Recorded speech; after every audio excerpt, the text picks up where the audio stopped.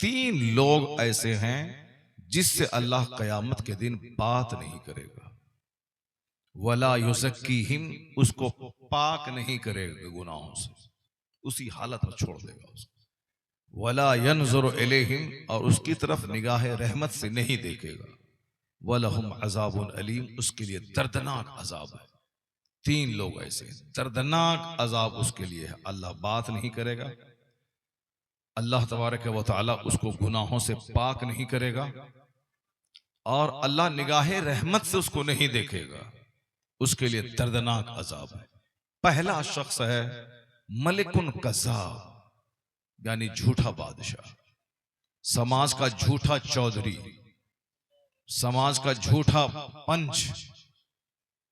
ए लड़का, ए देखिए क्या गधापनी का सबूत देता है। गैर मुस्लिमों के यहाँ छोटे छोटे बच्चे राम कथा सुन रहे हैं और रो रहे हैं, और हमारे बच्चे गोंडा, लुच्चा, लफंगा, चोर और डकैत हो रहे हैं। उसको जलसे से नफरत हो रही है। हमारे बच्चे अपनी जिंदगी संवारने की कोई बात नहीं सीखते हैं कि मैं अपनी जिंदगी में चेंजिंग कैसे लाऊं, मैं एक अच्छा इंसान कैसे बनूं। ये तस्वुर ही खत्म हो गया। अब ये एक बिगड़ी हुई कौम जिसको बर्बाद और तबाह होना है, ये उसकी पहचान है। बूढ़े लोग तो बीमार हैं, बच्चे लोग तो पेशाब पखाना करते हैं। असल क्रीम टीम है नौजवानों की। इसी को अपने माँ बाप का नाम रोशन करना है, इसी नौजवानों को अपने समाज का नाम रोशन करना, इसी जवानी में कमा के मालदार बनना है, इसी जवानी में एक अच्छा इंसान बनना है। मरने के बाद जहां का एक दिन 50,000 साल के बराबर है, वहां की तैयारी करनी है। इसी जवानी में पढ़ाई लिखाई, नौकरी, मुलाजमत, तिजारत, बिजनेस, सब कुछ इसी जवानी में करना है। बुढ़ापे में बंदा नहीं कर पाएगा। बुढ़ापे में तो मस्जिद में सजदा भी नहीं कर पाएगा, चूंकि घर से मस्जिद निकलेगा उसको पेशाब को खतरा लुंगी में टपक जाएगा, रोता हुआ घर वापस आ जाएगा, सीना फूलने लगेगा, वो मस्जिद जा नहीं पाएगा, रास्ते में 5 जगह बैठ जाएगा। क्या इबादत करेगा वो? सजदे में सर झुकाएगा, पीछे से हवा निकल जाएगी उसकी, क्योंकि उसका लीवर कमजोर हो जाता है बचपन बुढ़ापे में। जैसे बचपन में बच्चे का पेशाब निकल जाता है कपड़े में, गैर इरादी तौर पर, यानी बगैर प्लान के पेशाब हो जाता है, उसी तरह बुढ़ापे में भी ऐसा हो जाता है। क्योंकि बचपन और बुढ़ापा दोनों सेम पीरियड है। बचपन में भी माँ बाप के मोहताज रहते हैं बच्चे, और बुढ़ापे में माँ बाप बच्चों के मोहताज रहते हैं। कोई खिला दे, कोई आके बैठ जाए, कोई मुझसे प्यार करे। जैसे बच्चों को भूख होती है कोई हमको प्यार करे, उसी तरह बूढ़ों को भी भूख होती है हमसे कोई प्यार करे। अब अगर बच्चों को प्यार ना करें तो बच्चा डकैत हो जाता है, जहर खा लेता है। उसी तरह माँ बाप अगर बूढ़े हो जाएं, उसको प्यार नहीं दें तो वो भी जहर खा लेते हैं। ये दोनों पीरियड है प्यार दिए जाने का। बच्चों को खूब पेशानी चूमें, सीने से लगाएं, उससे बातें करें, उससे खेलें। अगर आप मौलाना हैं, मुफ्ती हैं, कुछ भी हैं, मगर अपने छोटे छोटे बच्चों के साथ आप खेलें, ताकि वो आपको अपना हमदर्द और शफीक समझे, उसका सीना चौड़ा हो जाए, उसके दिमाग की गिरहें खुल जाएं, उसकी जबान की लुकनत दूर हो जाए, वो अपनी सारी बातें आपसे शेयर कर रहे हैं। वरना अगर बच्चे को डरा के बुज़दिल बना दिए, वो शर्मिला लजीला हो जाएगा। जब शर्माएगा तो वो कुछ नहीं पूछेगा। उसको गुड़ दे दें कि गोबर दे दें, सब बराबर है। वो नहीं बोलेगा कि गुड़ क्यों दिए, गोबर क्यों दिए, वो नहीं बोलेगा हम ऐसा क्यों आपने कह दिया। नहीं, वो तो इतना अंदर से टूट के बुज़दिल हो जाता है कि उसको मार भी दें तो भी वही हाल है, प्यार दें तो भी वही हाल है। इसमें 100% कसूर माँ बाप का होता है। माँ बाप को बच्चों को खूब प्यार देना चाहिए। अक्रिमू औलादकुम, हदीस में आया है कि अपनी औलाद की इज्जत करो, अपनी औलाद को खूब प्यार दो, उसको बेसहारा मत छोड़ दो। अगर आपने प्यार नहीं दिया तो फिर वह दूसरों से प्यार हासिल करना चाहेगा, समाज के दूसरे लोगों से अटैच हो जाएगा, आपको छोड़ देगा। और जब वो बड़ा हो जाएगा तो फिर वो आपको अपना दुश्मन समझेगा, और जितनी दुश्मनी आपने बचपन में उससे की है, वह सारी दुश्मनी का बदला वो आपसे चुकाएगा। अभी वो कमजोर है तो आपकी डांट सह लेता है, लेकिन जिस दिन वो जवान होगा और आप कमजोर हुए तो फिर वो आप एक बार डांटे हैं तो 50 बार आपको डांटेगा। और अगर आपने 50 बार अपने बच्चों को प्यार किया है ऐसा कभी नहीं होगा कि वह बच्चा आपको प्यार नहीं दे। माँ बाप को देखकर बच्चों में अखलाक बुलंद होता है। माँ बाप से ही बच्चे सब कुछ सीखते हैं। इसलिए औरतों का पढ़ी लिखी होना बहुत जरूरी इसीलिए है कि चूंकि बच्चा माँ के पेट में 9 महीना रहता है, बाप के पेट में नहीं रहता है। बाप का दूध नहीं पीता है 2 साल तक, बाप के सीने से चिपक के बाप का दूध नहीं पीता है, वो माँ का दूध पीता है। इसे 2 साल तक जिस सीने से बच्चा चिपका हुआ रहेगा उस सीने का स्ट्रांग होना जरूरी, उस सीने का मजबूत होना जरूरी। इसलिए बाप के मुकाबले में माँ का नेक होना, सिविलाइज्ड होना, अच्छी जबान का जानकार होना ये जरूरी है। क्योंकि बच्चा माँ की जबान सीखता है, बाप की जबान नहीं सीखता है। बाप तो घर आया, दिन भर दुकान में बैठा रहा, रात में थक मर के आया, थोड़ा सा बच्चों से प्यार किया, खाया, सो गया, सुबह उठा, मुंह हाथ धोया, कारोबार पे चला गया। उसको बच्चों से बात करने का मौका कहाँ है? उस बेजबान बच्चे से बाप कैसे बात करेगा? बात माँ करती है। एक दिन का बच्चा आज पैदा हुआ है और आज ही माँ उससे बात करना शुरू कर देती है और क्या कहती है? मेरा लाल है, मेरा सूरज है, मेरा चांद है, इनके अबू गए बाहर गए हैं, आ रहे हैं। अब उसी दिन से बात शुरू कर रहा। अब बातें क्या हैं? वो सारी बातें यहाँ स्टोर में जमा होती।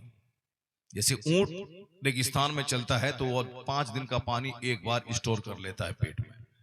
हम लोग इंसान हैं, रेगिस्तान में चलें तो प्यास के मारे मर जाएं, लेकिन ऊंट उस रेगिस्तान का जहाज कहलाता है, क्योंकि अल्लाह ने उसके पेट में ऐसी मशीन लगा दी है जिस मशीन के जरिए वो कई दिन का पानी एक बार पेट में स्टॉक कर लेता है। इसलिए अजूबा जानवर है ये ऊंट।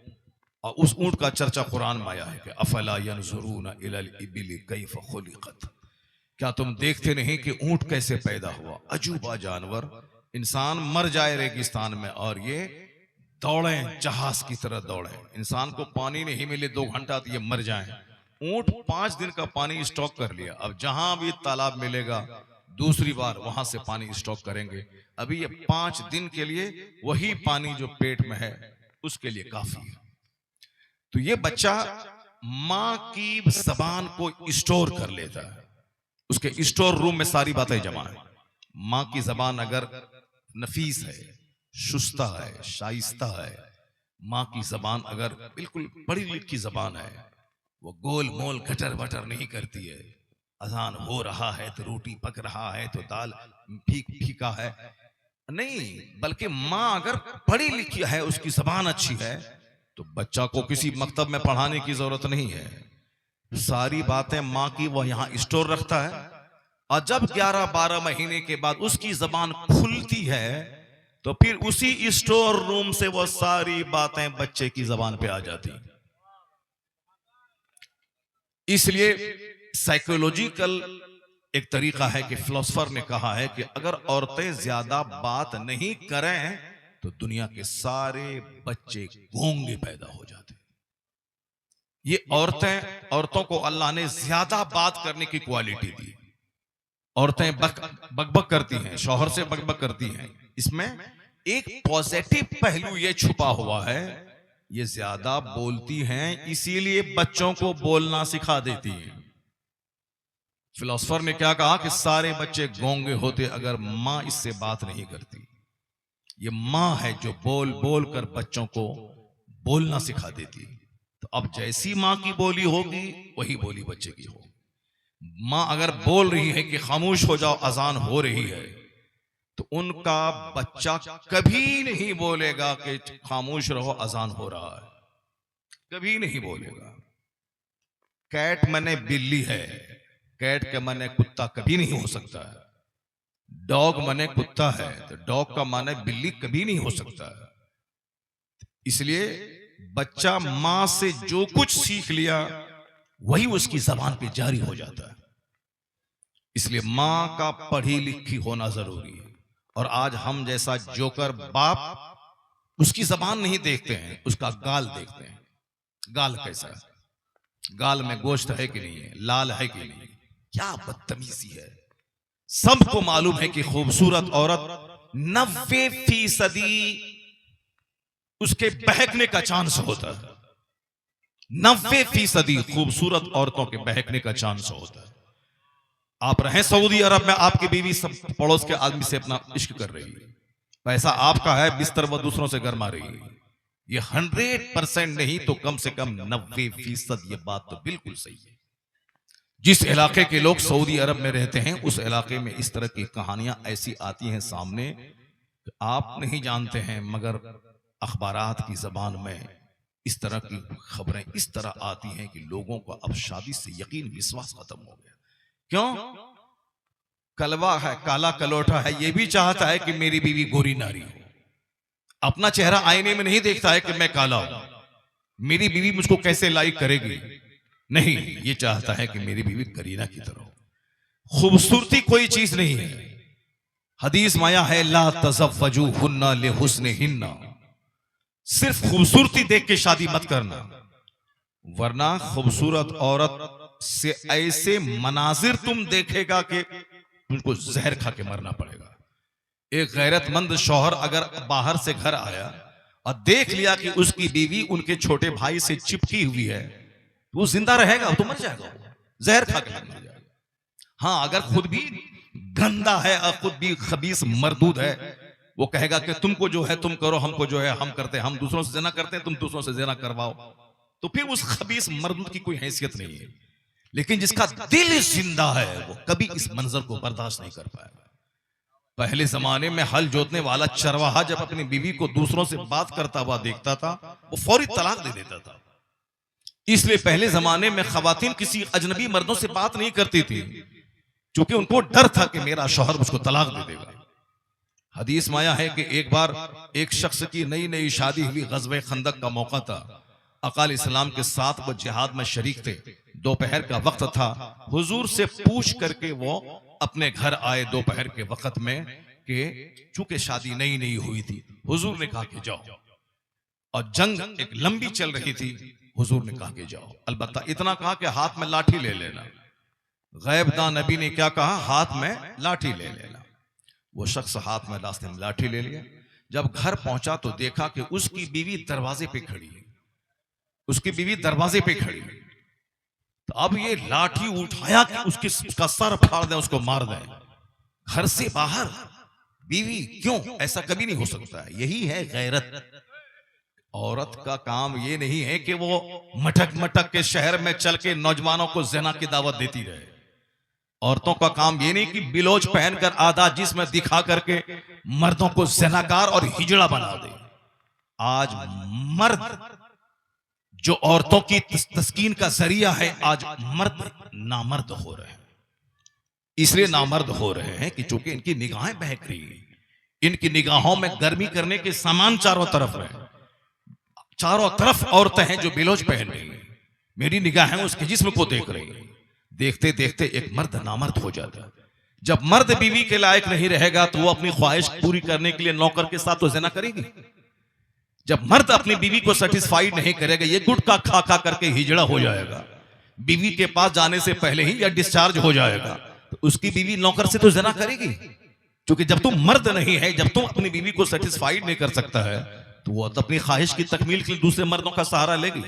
इसलिए मैं कभी कभी कहता हूं कि अगर समाज को ज़िना से रोकना है तो उसके रोकने के लिए मर्द का जबरदस्त ताकतवर होना जरूरी है। और इसको हदीस में भी कहा गया है, अल मोमिनुल क़विय्यु खैरु व अहब्बु इलल्लाहि तआला मिनल मोमिनि ज़ईफ़। ताकतवर मोमिन अल्लाह के नजदीक बनिस्बत कमजोर मोमिन के ज्यादा पसंदीदा है। अल्लाह को ज्यादा पसंद है ताकतवर मोमिन, ताकतवर मोमिन। इसलिए अगर आप कमजोर हो गए, सिगरेट पी पी कर, गुटखा खा खा कर, ताड़ी पी पी कर, शराब पी पी कर, अफीम पीकर, चरस और गांजा पीकर अगर आप हिजड़ा हो गए, आप नामर्द हो गए, तो समाज में तो ज़िना होगा, 90% ज़िना होगा, 100% ज़िना होगा।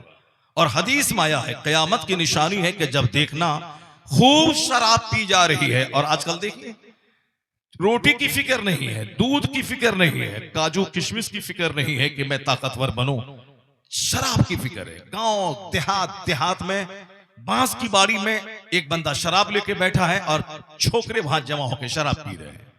अफीम पी रहे हैं, ड्रग्स के आदि। पहले जो अमेरिका और यूरोप में बच्चे दवाई खाते थे, वो दवाई खाने की वजह से उसको ऐसी खतरनाक आदत लग जाती थी कि जब तक दवाई ना खाए चैन नहीं मिलता। तो रिश्तेदारों के यहाँ चोरी करते, किसी का टार्च चोरी करता, किसी का कंबल चोरी करता, बेच करके ड्रग्स पीता, कर्ज मांगता बाप के नाम पे। बाप के नाम पे लोग कर्ज दे देते कि इसका बाप अच्छा आदमी था, अब बड़ा आदमी है, बेटा कर्ज ले ले करके सारा ड्रग्स पी रहा, क्योंकि ड्रग्स छोड़ेगा तो मर जाएगा वो, इसलिए ड्रग्स का आदी हुआ, अब पी पी करके मर जाता है। कलकत्ता में एक खरबपति है, खरबपति, अरबपति नहीं, खरबोपति, फैंसी मार्केट है उसके पास है। कलकत्ता में बहुत बड़ा मार्केट है, एक एक दुकान की का किराया 1-1 लाख रुपए, 1.5 लाख रुपए। 50 छोटी सी गुंडी का किराया 50-50 हजार रुपए। यानी बहुत फेमस मार्केट है वो। मार्केट है किसका? एक मुसलमान का। और उसका बेटा कभी शराब पी के इस गली में, कभी शराब पी के उस नाली के पीछे, शराब पी के वहां, क्योंकि मुफ्त की दौलत मिली है। तो अब वो क्या करेगा? अब वो पढ़ के क्या करेगा? पढ़ने में 8-10 घंटे कौन दिमाग जलाएगा? कौन कारोबार सीखेगा? कौन अमेरिका जाके वहां इंजीनियरिंग की पढ़ाई पढ़ेगा? चूंकि दौलतों की फरावानी है। अब सारे बच्चे शराब पी के बिगड़ गए। उससे बेहतर था कि उनका बाप गरीब रहता, रेडी चलाता, ईंट ढोता, उसका बच्चा मेहनत से 10-12 घंटे पढ़ाई करके इंजीनियर बन जाता, प्रोफेसर बनता, बैरिस्टर बनता, लॉयर बनता। और आजकल ऐसा हो रहा है, सब्जी बेचने वाली की बेटी आईएएस ऑफिसर बन रही है साहब, एक ड्राइवर की बेटी, ऑटो चलाने वाली की बेटी आईएएस ऑफिसर बन रही है। ऐसा हो रहा है। मेहनत, क्योंकि पढ़ाई के पीछे मेहनत लगती है। और जहां खाने पीने की सहूलत है, एयर कंडीशन घर है, वहां कौन मेहनत करता है? इसलिए गरीबों के घर से ही क्रीम और जीनियस लोग निकलते हैं। मैं कहता हूं कि मालदारी में बच्चे अफीम और चरस के आदी हो जाते हैं। और आजकल यही उल्टा हो गया है कि मालदार के बच्चों को डीएम बनने का जुनून चढ़ गया है। मैं पढ़ूंगा, मैं कंफर्ट जोन से बाहर निकलूंगा, मुझको आईएएस ऑफिसर बनाओ। गरीबों का बच्चा जिसको मेहनत करके अपनी हालत सुधारनी थी, ये 24 घंटे में अफीम लिए घूम रहा है, चरस लिए घूम रहा है, शराब लिए घूम रहा है, ताड़ी लिए घूम रहा है, नहीं कुछ तो रजनीगंधा लिए घूम रहा है। दिन भर ईंट ढोना है, 500 रुपए कमाना है, 200 रुपए घर में, 300 रुपए का साहब वो अफीम और चरस पी लिया है। इसलिए ये अफसोस की बात है कि जिसको मेहनत करके अपने माँ बाप खानदान की हालत को अपलिफ्टमेंट, ऊंचाई की तरफ ले जाना था, इंतहाई दर्जे का घटिया काम करके समाज की आबरू, माँ बाप की आबरू को मिट्टी में मिलाने का काम कर रहा है। जरा गौर से मेरी बात सुनिए। ज़िना को बढ़ाने में मर्द की नामर्दी, कमजोरी का बहुत बड़ा हाथ है। इसलिए ज़िना को रोकने के लिए हर मर्द को ताकतवर होना पड़ेगा। और मर्द को ताकतवर होने के लिए सिगरेट, गुटखा, बीड़ी छोड़ना होगा। मर्द को ताकतवर होने के लिए शराब, ताड़ी, अफीम, चरस छोड़ना होगा। मर्द को ताकतवर होने के लिए दिमाग में गंदा ख्याल को छोड़ना होगा। और गंदा ख्याल छोड़ने के लिए बंदा को पढ़ना लिखना होगा, पढ़ाई का जुनून सवार करना होगा। मुझको पढ़ना है, 90% नंबर लाना है। जो आदमी हमेशा किताब पढ़ेगा, फिजिक्स पढ़ेगा, केमिस्ट्री पढ़ेगा, बायोलॉजी पढ़ेगा, हिंदी पढ़ेगा, उर्दू पढ़ेगा, ज्योग्राफी पढ़ेगा, जीएस पढ़ेगा, जीके पढ़ेगा, उसको फुर्सत कहाँ है कि वो दिमाग में गंदी गंदी बातें लाएगा? उसको फुर्सत कहाँ है कि किसी से प्यार मोहब्बत के नाम पे सारी जिंदगी बर्बाद करने का ख्याल आएगा? इसलिए अपनी औरतों को काम दीजिए। काम अगर नहीं दिए तो फिर वो दूसरों की तरफ मुंह देखेगी। काम ये दीजिए कि सुबह उठो तो सूरह यासीन पढ़ो, सूरह यासीन पढ़ो, सूरह बकरा पढ़ो, सूरह आल इमरान पढ़ो, 1 घंटे तक कुरान पढ़ते रहो, 1 घंटे तक बाहर शरीयत पढ़ते रहो, 1 घंटे तक 1000 बार दरूद पढ़ती रहो। घर का सारा काम अपने हाथ से करो, झाड़ू लगाओ, पोछा लगाओ, किचन में खाना तुम खुद से बनाओ। उसके बाद दोपहर में जोहर की नमाज पढ़ने के बाद थोड़ा सो जाओ, फिर उसके बाद उठो तो फिर पढ़ाई में लग जाओ, अपने बच्चों को पढ़ाने में लग जाओ। ट्यूटर रखने की कोई जरूरत नहीं, अपने बच्चों को खुद से पढ़ाओ, उर्दू पढ़ाओ, उर्दू राइटिंग उसको इमला करवाओ। असर से मगरिब के बीच में अपने ही घर में टहल करके 1000 बार दरूद पढ़ लो। इस मगरिब के बाद खाना वगैरह बनाओ, उसके बाद खाना बनाने ही में सारा टाइम बर्बाद मत कर दो। बिल्कुल सिंपल खाना इस्तेमाल किया करें आप। खाने में हमेशा गोश्त और मछली को आपने दखल दिया तो फिर लीवर आपका डैमेज हो जाएगा। हमेशा हरी सब्जी को दाखिल करें। और एक सब्जी, एक दस्तरखान पर डबल सब्जी कभी जमा ना होने पाए। मेहमान आए तो डबल ट्रिपल आप जमा कर दें मेहमान के लिए। अपने खाने के लिए डबल सब्जियां नहीं लाएं। अपने खाने के लिए सिर्फ दस्तरखान पे एक सालन रहे। दाल है तो सब्जी नहीं रहे, सब्जी है तो दाल नहीं रहे। अगर दाल है तो कोई दूसरी दाल है तो फिर क्या है कि दूसरी तरकारी ना रहे। एक तरकारी है तो उसके दूसरी तरकारी ना रहे, सिर्फ एक सालन तरकारी पे रहे। एक सालन दस्तरखान पे रहे बुजुर्गान दीन साहबे कराम का दस्तरखान सिर्फ एक सालन एक तरकारी उस पे रहती थी, डबल नहीं, क्योंकि उनका सारा दिमाग इस्लाम की तबलीग में लगा हुआ था। कैसे इस्लाम फैलेगा, कैसे कुफ्र मिटेगा, कैसे ईरान फतह होगा, कैसे हिंदुस्तान फतह होगा, कैसे अफ्रीका फतह होगा, कैसे समंदर पे जाकर के अफ्रीका जाएंगे, वहां कैसे इस्लाम फैलाएंगे। तो उस दिमाग में तो 24 घंटे इस्लाम की तबलीग का नशा था।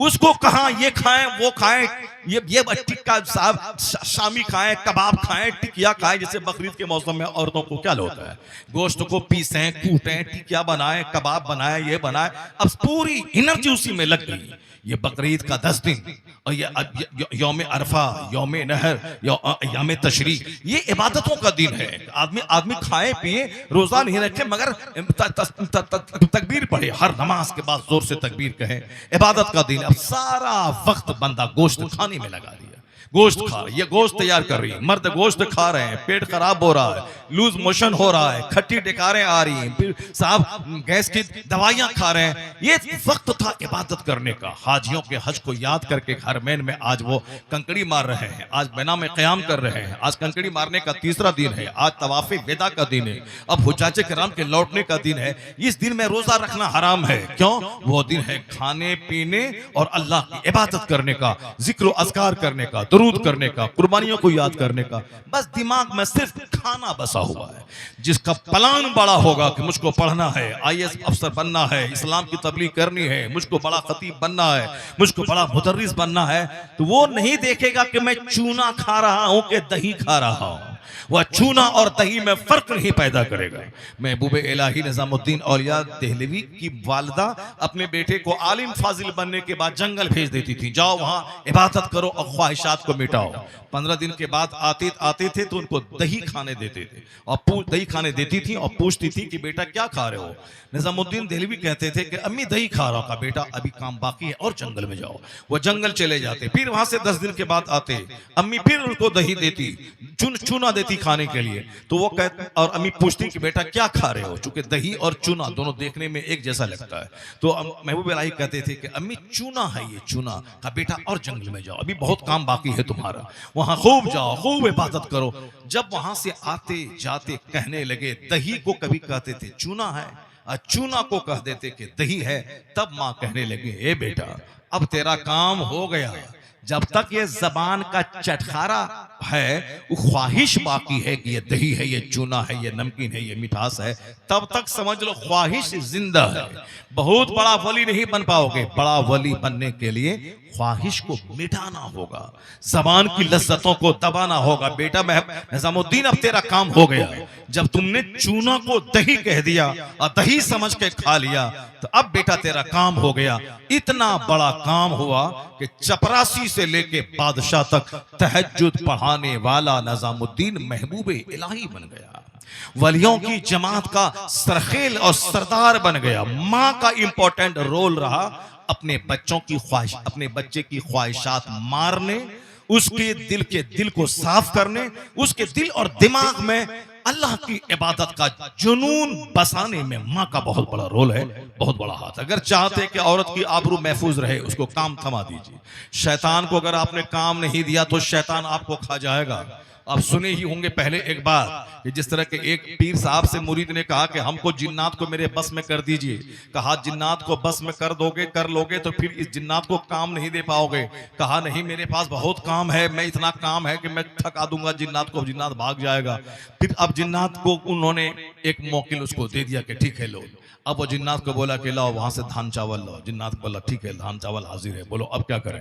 फिर बोला अब साहब ईंट लाओ, ईंट ले आया, अब बताओ क्या काम है। कहा बैंक से पैसा लाओ, पैसा ले आया, बोला अब बताओ क्या काम है। कहा वहां से घोड़ा और ऊंट लाओ, घोड़ा ऊंट ले आया। जिन्नात को क्या है, वो जिन्नात तो अभी यहाँ है, 1 मिनट में दिल्ली पहुंच जाएगा। वो बैंक चला जाएगा, बैंक से तिजोरी से पैसा ले आएगा, सब कुछ उसके पास हो गया, मकान, घोड़ा, हाथी, ये वो सब कुछ। बोला अब काम बताओ। अब ये परेशान हो गया, अब क्या काम बताएं उसको। फिर वो पीर साहब के पास गया, ये तो काम मेरा सारा पूरा हो गया, अब हम कैसे बताएं। पीर साहब बोला मैंने तुझको मना किया था कि तुम उसको अब काम बताओ उसको। कहा हुजूर अब कोई काम नहीं, सब काम हो गया, घर मकान गाड़ी छकड़ा ऊंट घोड़ा हाथी बैल सब हो गया, अब कौन सा काम बताएं उसको। घर में चावल दाल आटा सब मौजूद है, कौन सा काम बताऊं। कहा हुजूर माम को खा जाएगा। वो बोलता है कि काम का काम बताओ वरना मैं तुझको खा जाऊंगा। अब पीर साहब बोला कि जाओ उसको एक कुत्ता का दुम लेके जाओ और उसको कह दो कि इस दुम को सीधा करो। अब वो सीधा करता था फिर दुम टेढ़ी हो जाए, फिर सीधा करता था फिर दुम टेढ़ी हो जाए। जब थक गया सीधा करते करते तो जिन्नात बोला मेरा दिया हुआ सारा सामान तुम रखो अब मुझको छुट्टी दे दो। तो अब छुट्टी पाके वो जिन्नात गया। अब इसको फुर्सत मिल गई। ये आप सुने होंगे कभी ये लतीफा, क्या मतलब शैतान को काम चाहिए, उसी औरतें कमजोर हैं इसको काम चाहिए, बच्चा कमजोर है इसको काम चाहिए। बच्चा जब 1 से लेके 10 साल तक रहे उसको प्यार दीजिए, इसको खूब अब खिलाइए और 10 से लेके 20 साल के बीच में खूब इसको काम करवाइए। इतना काम करवाए कि जिस्म की हड्डी इसकी टूट जाए, रग रग इसकी पिघल जाए, इतना काम करवाए। ये वक्त है काम लेने का, ये वक्त है गुलाम की तरह अपने बच्चों को खटाने का।